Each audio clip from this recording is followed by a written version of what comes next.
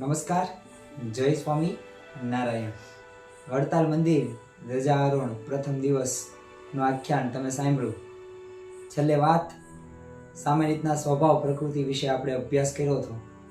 આજે દ્વિતીય દિનની અંદર આ બીજા વિડીયોની અંદર આપણે સામાન્ય રીતના ક્રોધ વિશેની વાતો સાંભળવાની છે, સમજવાની છે અને ક્રોધથી આપણા જીવનની અંદર કેવું કેવું નુકસાન થાય એ વિશેની વાતો આ વિડીયોની અંદર આપણે જોઈશું.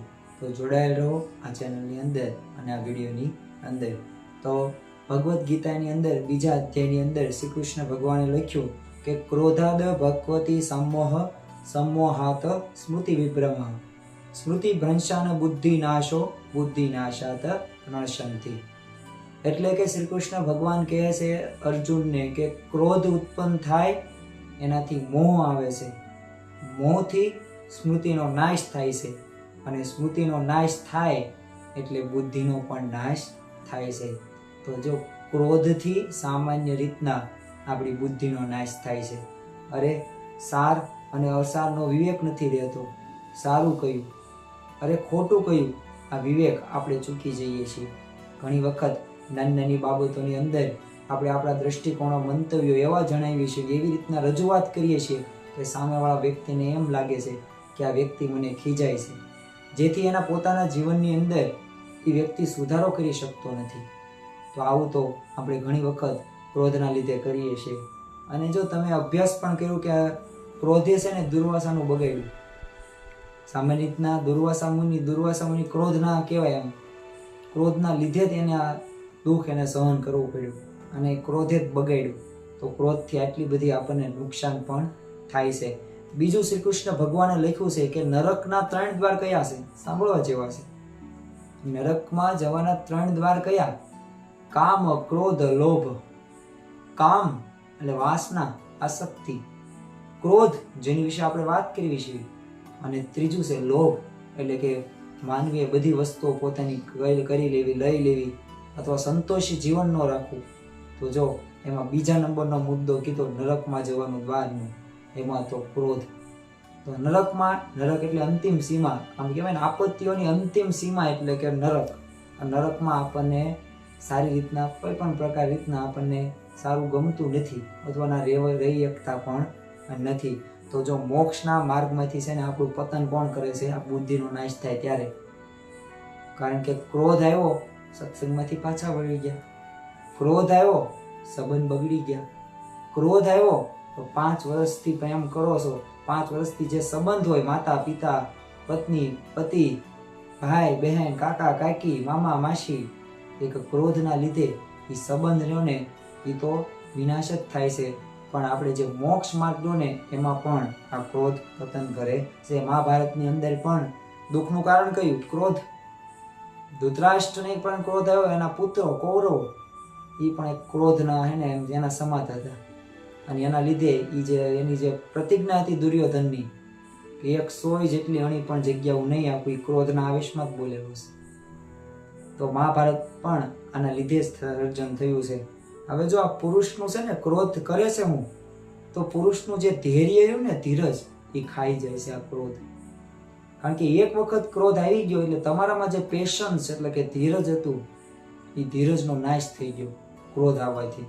એટલે ક્રોધ અને લૌકિક માર્ગમાં આપણને ઘણું બધું નુકસાન થાય છે. અરે હું તો ઘણી વખત ભણાવું ત્યારે ઉદાહરણ આપું. જ્યારે હું બિઝનેસ એડમિનિસ્ટ્રેશન એટલે કે વાણિજ્ય વ્યવસ્થા ભણાવતો હોય ને ત્યારે સરસ મજાનું એક એક્ઝામ્પલ આપું કે તમે જે સોસાયટીની અંદર રહ્યો છો એ સોસાયટીની અંદર એક નાનકડી અમથી દુકાન હશે કરિયાણાની. જોજો સોસાયટી અંદર 3 થી 4 દુકાનો હશે. તમે એક પર્ટિક્યુલર એક દુકાન જ પસંદ કરતા હશો જે તે વસ્તુ લેવા માટે, જે વસ્તુ ઘરમાં ખૂટતી હશે, ચીજ વસ્તુઓ. તો બીજી 3 દુકાનો 2 દુકાનો કેમ પસંદ ન કરી? તો તમને વાત કરું શા માટે પસંદ ન કરી. કારણ કે ઓલી જગ્યાએ દુકાને બધી વસ્તુ તો મળે છે, પરંતુ એનો સ્વભાવ રહ્યો ને ખીજાવાનો છે. એને એક થોડીક કોઈક વસ્તુનો ભાવ પૂછવીને તો એ પ્રેમથી ભાવે નથી કહેતો. એને વેચવાની વસ્તુ દુકાન લઈને બેઠો છે છતાં એ વ્યક્તિ વેચવા તૈયાર નથી. ક્રોધ એવું બોલે, આમ ન હોય, આ બોલે, ખવાઈ ન પડે, બસ આટલું જ લેવાનું, આવું બધું બોલે. એક તો વર્તન તો ભાગ ભજવે જ છે, સાથે સાથે ક્રોધ પણ ભાગ ભજવે છે.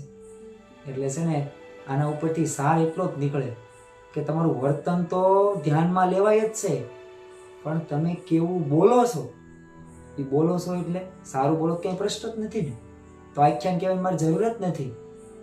પરંતુ એ ક્રોધના સ્વભાવે આપણે બોલવી છીએ ને એના લીધે પ્રશ્ન થાય છે. એમાંથી વેચાણ પણ નથી થતું. જો બિઝનેસ એડમિનિસ્ટ્રેશન ભણાવું મેં હું એમને કહું, એનાથી તમારું વેચાણ પણ નથી થતું, સંપત્તિનું મહત્તમીકરણ પણ નથી થતું, નફાનું પણ મહત્તમીકરણ થતું નથી, અને તમારું જીવન ધોરણ પણ સુધરતું નથી. એક ક્રોધના લીધે, એક તમારો સ્વભાવ ક્રોધના લીધે.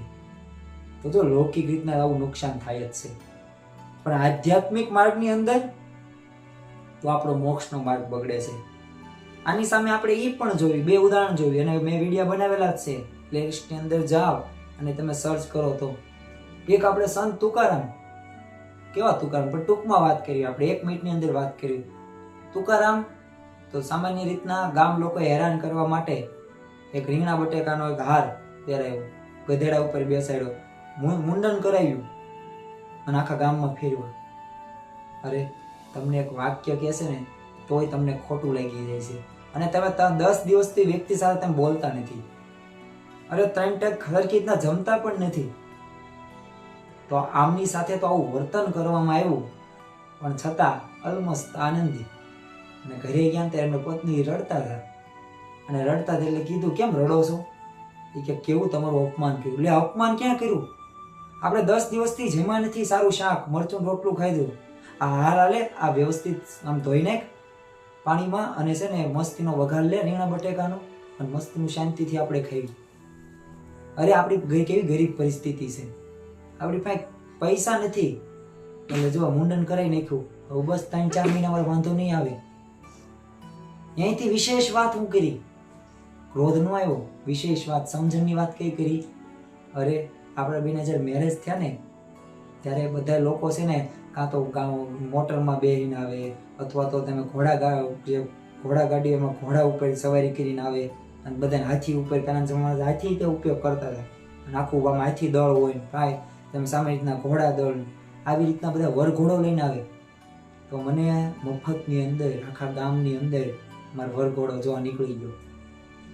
ક્રોધ નો આવ્યો, સમજણ. ક્રોધ નો આવ્યો એટલે શાંતિ આવી, બાકી તો અમુક તો વ્યક્તિ મરી પણ જાય આવી પરિસ્થિતિની અંદર. અને સંત એકનાથ, તો આ પણ આપણને બાબત જોવા મળે છે કે મહારાષ્ટ્રની અંદર ગોદાવરી નદીના કાંઠે સંત એકનાથ એક વખત નાવા સ્નાન કરવા ગયા, અને સ્નાન કરવા ગયા એમાં એમને કહેવામાં આવ્યું, કોઈ દ્વેષી હતો, બહાર નીકળ્યા એકનાથ એટલે થૂક્યો. હવે સંતને નિયમ, હવે એ અપવિત્ર થઈ ગયા, એટલે છે ને ફરી વખત નાવા ગયા. એવી રીતના છે ને 50 નહીં 100 વખત આવું કામ કર્યું. ઓલો દ્વેષી થાકી ગયો, પગમાં પડી ગયો. ત્યારે સંત એકનાથે શું કીધું, એટલે ઉપાધિ મળ્યા કરો તમે, ચિંતિત તમે મળ્યા થાવ છો, તમારા પ્રતાપથી મને આજે 100 વખત નાવાનો લાભ મળ્યો, અવસર મળ્યો. તો આવી સમજણ સાથે આગળ વધ્યા. 13મી સદીની અંદર પોર્ટુગલના રાજા કેરાડ એક વખત એની રાણી છે ને જની સાથે ચેસ રમતા હતા. આમ તો પતિ પત્ની છે ને અમુક વાર એક્ટિવિટી કરવી જ પડે, તો હે ને છૂટા ધારિયાના કે વ્યવહારના કાર ન થાય. આપણને લાગે જોક્સ ક્યાં પતિ પત્ની નકરા બને છે, પણ ધંધા દેવા કરતો હોય ને પતિ કે પત્ની, એટલે પછી જોક્સ એના ઉપર તો બનવાના જ છે. એટલે છે ને આ ચેસ રમતા હતા, કોણ? કેરાડ અને જની. હવે એવામાં છે ને રાણી જીતી ગઈ જની, અને આનંદિત થોડીક થઈ ગઈ. એમાં આ કેરાડ ને છે ને ક્રોધ આવ્યો, બોલ્યા નહીં, બોલો નહીં કાંઈ, એક છે ને આમ ઢીકો આઈ માર્યો, ગાલ ઉપર ઢીકો માર્યો, અને ઓલી ત્યારે જ કઈ બોલી નહીં, એ કાંઈ વાંધો નહીં. પછી તો એના મેલ મહિના વહી ગઈ રૂમમાં અંદર, અને પછી જે રિહાણી હોય પણ હરકું થઈ ગયું. પણ આનો બદલો ક્યારે લીધો કે ઈસવીસન 1213 ની અંદર ટર્કી અને પોર્ટુગલ વચ્ચે જ્યારે યુદ્ધ થયું ત્યારે આ રાજા કેરાડ હારી ગયો, અને કેરાડ હારી ગયો, અને એની પત્ની એને મદદ કરવાની બચાવવાનો હતો એને, એના પતિને, એ રાજાને, પણ એ પૈસા લઈને ત્યાંથી ભાગી ગઈ. 13 વર્ષ સુધી આ રાજાને જેલમાં રાખવામાં આવ્યો. એક મુક્કાની કિંમત, આમ કે ને 1 મિનિટની કિંમત, આમ ઘણી વખત કહું સમયનું આયોજનમાં, તો 1 મુક્કાની કિંમત કેટલી? 13 વર્ષ જેલમાં રહેવાનું હતું. તો જો ક્રોધ ક્ષણિક છે, પરિણામ લાંબુ છે. એમાં કોઈ સમય મર્યાદા એમાં નથી આવતું. એક વખત ક્રોધ કર્યો, એક વખત શબ્દ વહી ગયા, પૂરું થઈ ગયું. ફરી વખત એ સંબંધ પહેલા જેવો તો સારો રહેતો જ નથી. પાછું થોડુંક ધ્યાનમાં લેજો. આગળ કે આપણે હજી વાત કરી સિકંદર, મહાન ગ્રેટ સિકંદર થઈ ગયા. એનો અંગત મિત્ર હતો અને જ્યારે સિકંદર આ લડતો હતો ને બીજા રાજાઓ સાથે, એમાં 3 વખત મરતા મરતા બચાવ્યો આ એનો અંગત મિત્ર. એવો એને બેસ્ટ ફ્રેન્ડ તમે કહો ને એ ગણી શકો. અને એક વખત તો એ રાજાને બચાવવા માટે સિકંદરે એનો ઘા પણ ઝીલી લીધો અને એમાં એનો હાથ પણ કપાઈ ગયો. હવે એક વખત બંને વાતો કરતા હતા, એમાં નાની વાત હતી ને બોલચાલ વધી ગઈ. હવે સિકંદરને ક્રોધ ચડ્યો અને મ્યાનમાંથી તલવાર ઉપાડી અને તલવારથી એનું માથું કાપી નાખ્યું. માથું કાપી નાખ્યું પછી 2-5 મિનિટ પછી એને પસ્તાવો થયો, અફસોસ થયો. અને અફસોસ થવાના લીધે સિકંદરે 3 દિવસ સુધી એ જમ્યો નહીં. શાના લીધે? કારણ કે એનો ક્રોધમાં આવેશમાં એના ભાઈબંધને, પાકા ભાઈબંધને મારી નાખ્યો. એટલે બીજું કે સામાન્ય રીતના એક વાર્તા પ્રસિદ્ધ છે આની અંદર, ક્રોધની અંદર. અને ક્રોધથી થાય છે શું? તો એક ગામ હતું, ગામની અંદર એક પતિ પત્ની અને એક નાનો બાળક જે સામાન્ય રીતના 6 મહિનાનો હતો. એટલે ઘોડિયામાં એ હિંચકા એ રીતના ખાય. પણ એની જે પત્ની હતી ને એને એક નોળિયો પાડેલો, જેમ આપણે કૂતરું કે બિલાડી કે આવું પાડવી, એ રીતના નોળિયો પાડેલો. હવે સામાન્ય રીતના એક દિવસ એને પાણી ભરવા જવાનું. પહેલાના સમયની અંદર તો કૂવામાં પાણી જવા, એટલે ઘરે નહોતું પાણી આવતું. એટલે ખડકી બંધ કરી નાખી અને નોળિયાને ત્યાં રહેવા દીધો, ધ્યાન રાખવા માટે. કોને? ઓલા નાનકડા અમથા બાળક. હવે સામાન્ય રીતના પરિસ્થિતિ એવી બની કે પાણી ભરીને આવી અને નોળિયાનું મોઢું છે ને લોહી વાળું જોયું. અને લોહી વાળું જોયું ને એટલે એને ક્રોધ ચડ્યો. સાંભળજો ને, વાક્ય સાંભળજો અને શબ્દો પકડજો. ક્રોધ જન્મો અને ક્રોધના લીધે જે ઘડો હતો ને એ ઘડો છે ને એ નોળિયા માથે નાખ્યો અને નાનને રામ બોલો ભાઈ, રામ કરી નાખ્યા નોળિયા, નાનને મારી નાખ્યો. એટલે એને શું લાગ્યું કે આ નોળિયાએ મારા બાળકને મારી નાખ્યું, ખાઈ ગયું. જ્યાં ધીમે ધીમે આગળ પસાર થાય, ઘરમાં આવે છે અને એનો બાળક તો એમ કેમ હિંચકા આમ સામે દાંત કાઢતો હતો. અને પડખે એક એને જોયું દ્રશ્ય, એ દ્રશ્ય હતું સાપનું. ઘટના શું બની? ઘટના એ જ હતી કે એ સાપ ઓલા બાળકને મારવાનો, એને ડંખ મારવાનો હતો, પણ આ નોળિયાએ બચાવી નાખ્યો અને સાપને ઘાયલ કરીને મારી નાખ્યો. પરંતુ ઓલી એની જે કહેવાય કે એ સ્ત્રી હતી એને કેવું નેગેટિવ લીધી. તો એ નેગેટિવના લીધે એનો જે બચાવ્યો, તેના છોકરાનો જેનો જીવ બચાવ્યો એને તેને મારી નાખ્યો. કારણ શું હતું? ક્રોધ. તો છે ને સામાન્ય રીતના ક્રોધથી પસ્તાવાનો પણ વારો આવે છે અને જીવનમાં આગળ પણ વધી શકાતું નથી. જેતલપુરની અંદર વસઈ ગામ છે, ત્યાં 2 ભાઈ ખેતી કરે. હવે એક ભાઈ છે ને ખેતી કરીને તે આવ્યો અને થાકી પાક્યો હતો. એટલે છે ને ચોકની અંદર ખાટલો મૂક્યો અને ખાટલામાં આરામ કરવા બેઠો. એવામાં એનો ભાઈ હતો, એ ટ્રેક્ટર લઈને આવ્યો અને એના ભાઈને કીધું તું અહીંથી ખાટલો આઘો લઈ લે ને, ઘડીક ઊભો થઈ જા ને, તો મારે છે ને ટર્ન મારવો છે. એટલે આ પાણી જે ગાયું છે ને એને પાણી પીવડાવવા લઈ જવું છે. આનો એનો ભાઈ કે હું થાકી ગયો છું, તું થોડોક વધારે આમ ટર્ન મારી દે ને, એટલે મારા ખાટલો લેવો ન પડે. હવે આવી રીતના છે ને બહેસ થઈ, એટલે કે થોડોક પ્રશ્નો થયા, એટલે કે ઝઘડા.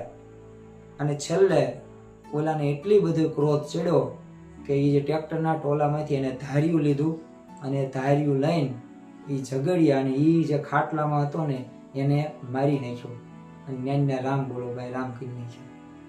હવે આને તો પછી જેલમાં પૂરવામાં આવ્યો અને કેટલાય વર્ષો સુધી જેલ મળી. વાસ્તવિક પ્રસંગ જ છે. હવે ત્યાં થોડોક વિચાર કર્યો હોત કે ઓલો ટર્ન મારો તો થોડોક ખાટલો સાઈડ મળે, અથવા ઓલાને સમજવાનું કે આ ભાઈ મારો ભાઈ થાકી ગયો છે, તું આમથી લઈ લો, વધારે થોડોક ટર્ન મારો, હેન્ડલ વધારે વાળો. પણ નહીં, ક્રોધના લીધે આ પ્રશ્ન બન્યો. જો ક્રોધ ક્ષણિક છે પણ પસ્તાવો આપણને જિંદગીભર રહેશે. આ વાક્ય હું શા માટે ફરી વખત બોલ્યો, 2-3 વખત? કારણ કે મહત્વનું છે. ગુજરાતીમાં કહેવત છે કે ફિર પછતાએ ક્યાં હોવત જબ ચીડિયા ચૂક ગઈ ખેત. અરે જ્યાં ચીડિયું તમે ચણી ખાય છે ત્યારે તમે રોકો ને તો સાચા કહેવાય, પણ એક વખત ખાઈને વહી ગઈ, ઉડી ગઈ, તો પછી શું કામનું? એમાં ક્રોધ આવું જ છે. યોગીજીમાં પણ પોતાની યોગી ગીતામાં છે ને સરસ મજાના વાક્યો લખ્યા છે કે ઊંચા સાદે આપણે બોલવું નહીં, ગુસ્સોની ખરાબ વસ્તુ એ આપણને શોભે નહીં, દુર્વાસાનું કોને બગાડ્યું? ક્રોધે જ બગાડ્યું.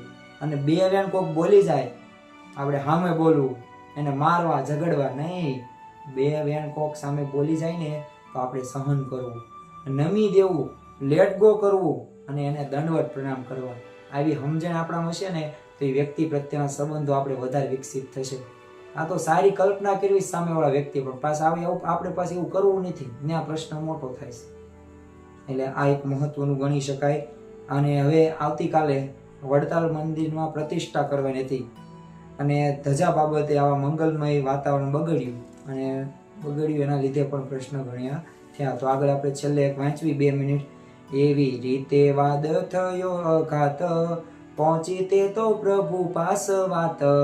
હવે ક્યાં વાત જાય છે? શ્રીજી મહારાજ પાસે વાત લઈ ગઈ છે. નિત્યાખ્ય સ્વામી મુનિ બ્રહ્મ સાથે, ત્યાં મોકલ્યા શ્રી વૃષભંશનાથે. લાગ્યા જઈ બે સમજાવવાને, બે માંથી એક શુએ ન માને. કહે મુનિ બ્રહ્મ સુનો ઉમંગે, ન વાદ કીજે હરિભક્ત સંગે.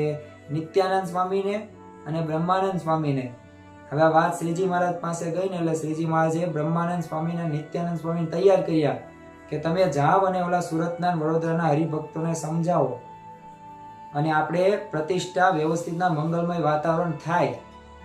આ જાય પણ છે, સમજાવે પણ છે, પણ માનતા નથી, તૈયાર થતા નથી. કારણ કે એમના મનમાં સ્વભાવ આવી ગયો છે, પ્રકૃતિ આવી ગઈ છે અને ક્રોધ પણ અત્યારે આપણે જોઈએ કે ક્રોધથી પણ આ બધું આગળ વધે છે. હવે જે બ્રહ્માનંદ સ્વામી સરસ મજાનો જે ઉપદેશ આપે છે એ આપણે ત્રીજા દિવસની અંદર, ત્રીજા ભાગની અંદર જોવાનું છે કે નિર્માનીપણાની વાતો, મહિમાની વાતો આપણા ગુરુ પરંપરાની અંદર એવા કેવા પ્રસંગો થઈ ગયા, એમાં નિર્માનીપણ, મહિમાની વાતો છે. અને યોગીજી મહારાજે પણ કેવી નિર્માનીપણાની વાતો કરી છે એ આના પછીના ત્રીજા દિવસની અંદર આપણે જોવાનું છે, સમજવાનું છે અને યાદ રાખવાનું છે અને ખાસ જીવનમાં તો ઉતારવાનું છે. તો જય સ્વામી નારાયણ.